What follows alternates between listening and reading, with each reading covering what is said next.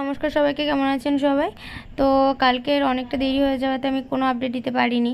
তো ভাবলাম আজকে সকাল সকাল ভিডিওটি ছেড়ে দিই। তো দেখুন আমি রেডি হয়ে গেছি, কেননা মায়ের গয়না আমাকে গিয়ে পড়াতে হতো। তো সেই জন্য দিদি বললো যে তাড়াতাড়ি রেডি হয়ে নিয়ে গিয়ে যা। তো তার মাঝে প্রচণ্ড বৃষ্টির জন্য একটু দেরি হয়ে গেছে। তো এই ভাইয়ের সাথে আমি সাইকেলে করে যাচ্ছি, তাড়াতাড়ি অনেকটা রাস্তা। তো এই যে চলে এসেছি, আর তারপর আস্তে আস্তে মায়ের গয়নাগুলো পরাচ্ছি। তো দেখুন, আর আমি কিছুটা আমার ভয়েস দেবো, আর কিছুটা ঢাক, কাসর, ঘন্টা সব কিছু বেজেছিলো, তো সেই জন্য তার ভয়েসটা অ্যাকচুয়াল দেবো। তো দেখতে থাকুন, ভালোই লাগবে আপনাদের আশা করি।